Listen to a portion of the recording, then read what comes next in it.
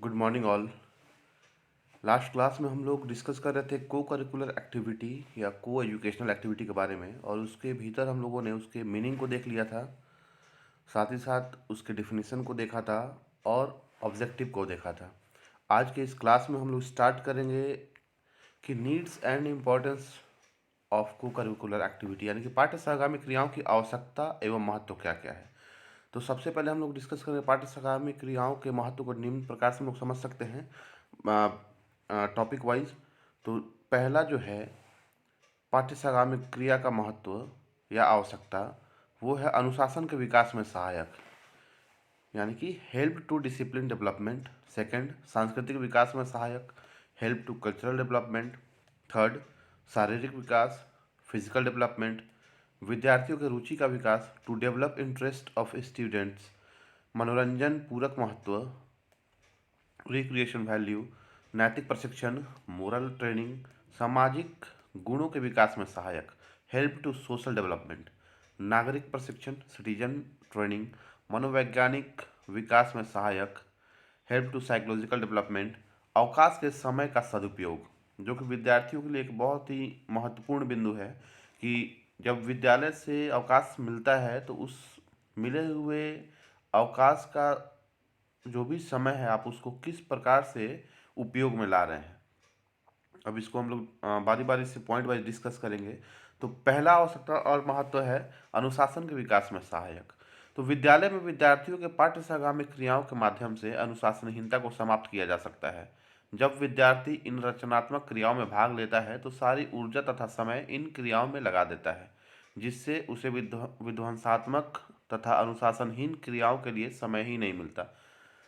यानी कि क्लासरूम में अगर बच्चे शैतानी कर रहे हैं, बच्चे अगर बदमाशी कर रहे हैं, तो आप उनको को करिकुलर एक्टिविटी में इंगेज कीजिए। जब आप इंगेज कर देंगे किसी कार्य में तो जाहिर सी बात है कि वो अनुशासनहीनता नहीं करेगा। वैसे भी कहा जाता है कि खाली मन शैतान का डेरा। जब आपके पास समय खाली होता है तो आप कुछ ना कुछ तबाही मचाने वाला काम कीजिएगा। इसलिए समय समय पे को करिकुलर एक्टिविटी करवाते रहिए ताकि बच्चे अनुशासन के अंदर रहें और सीखें कि अनुशासन में कैसे रहना है। सेकंड, सांस्कृतिक विकास में सहायक, हेल्प टू कल्चरल डेवलपमेंट। तो पाठ्य सहगामी क्रियाओं द्वारा छात्रों को सांस्कृतिक परंपराओं को समझने में एक सुविधा मिलती है। अब समाज के भीतर जो भी सांस्कृतिक परंपरा चलते आ रहा है और हम जिस समाज से बिलोंग कर रहे हैं, तो विद्यालय में अगर उससे रिलेटेड कुछ को करिकुलर एक्टिविटी होगा तो बच्चे उसको प्रत्यक्ष रूप से अनुभव कर पाएंगे, और जब अनुभव कर लेंगे तो वो उसको बहुत करीब से जान पाएंगे।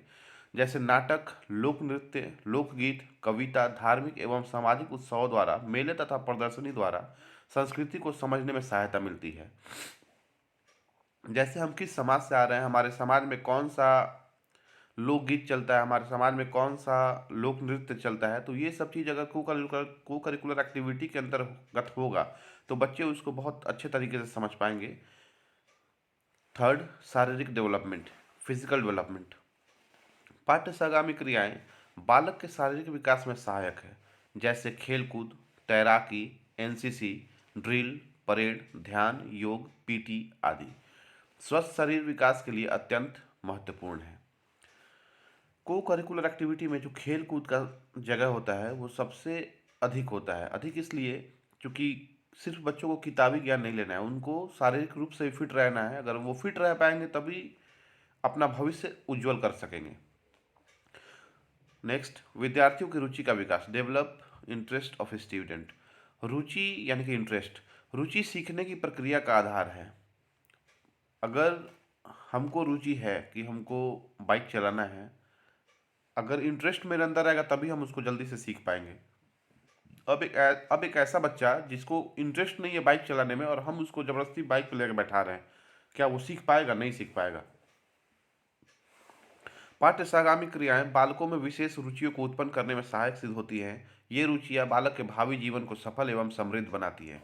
जैसे को करिकुलर एक्टिविटी की बात करें तो विद्यालय में बहुत तरीके के को करिकुलर एक्टिविटी होते हैं, जैसे नृत्य प्रतियोगिता, सिंगिंग कंपटीशन, वाद विवाद कंपटीशन, भाषण प्रतियोगिता इत्यादि। अब ये भी हो सकता है कि बच्चे अपने भविष्य को उससे जोड़ लें।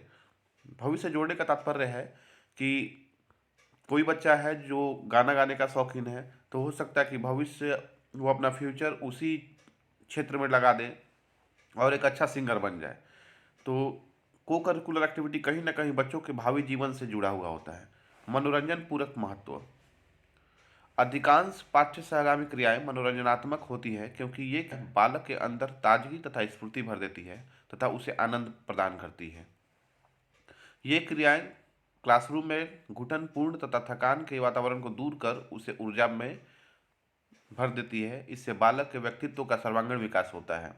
अब बच्चा किताबी ज्ञान लेते लेते थक जाता है, उदास हो जाता है, उदासीन भाव में आ जाता है, तो कहीं ना कहीं एक रिफ्रेशमेंट के लिए को करिकुलर एक्टिविटी जरूरी है ताकि बच्चा का जो मूड है वो फ्रेश हो जाए और वो फिर से अच्छे तरीके से पढ़ सके। नेक्स्ट है नैतिक प्रशिक्षण यानी कि मोरल ट्रेनिंग। विभिन्न पाठ्य सहगामी क्रियाओं के द्वारा बालक को नैतिक प्रशिक्षण देकर उसका चारित्रिक विकास किया जाता है। इन क्रियाओं से बालक में आज्ञा पालन, सत्य, प्रेम, अहिंसा, न्याय की भावना को विकसित किया जाता है। तो कहीं ना कहीं बालक अगर विद्यालय में है तो उसका नैतिक प्रशिक्षण करना भी जरूरी है, क्योंकि आज का जो बच्चा है वही कल का देश का नागरिक होने वाला है। तो कहीं ना कहीं आपको वो काम करना पड़ेगा ताकि जो देश का भविष्य है वो उज्जवल हो सके और उसका चरित्र सही हो सके। नेक्स्ट, सामाजिक गुणों के विकास में सहायक, हेल्प टू सोशल डेवलपमेंट। तो राष्ट्रपति वुडरो विल्सन ने लिखा है कि सामाजिक जीवन का विकास करना शिक्षा का मुख्य लक्ष्य है। अगर हम लोग लॉजिकल बात पे भी देखें कि सामाजिक जीवन का विकास करना शिक्षा का मुख्य लक्ष्य है, तो हम लोग इसे सही पाएंगे। सही इसलिए पाएंगे क्योंकि प्रत्येक बच्चा किसी न किसी समाज से जुड़ा हुआ है और वो शिक्षा ग्रहण कर कर अपना भावी जो आगे का जीवन है वो भी इसी समाज के भीतर संपूर्ण करेगा। यानी कि हम कह सकते हैं कि जन्म से लेकर मृत्यु तक का जो समय है किसी भी व्यक्ति का, वो किसी न किसी समाज से जुड़ा हुआ होता है। तो जाहिर सी बात है कि सामाजिक जीवन का विकास करना शिक्षा का मुख्य लक्ष्य है। शिक्षा के उद्देश्य की पूर्ति पाठ्यक्रम क्रियाओं की सहायता से की जा सकती है। समाज सेवा शिविर, राष्ट्रीय सेवा योजना, स्काउटिंग, विद्यालय श्रमदान आदि क्रियाओं के द्वारा छात्रों में सामाजिकता की भावना का विकास किया जाता है।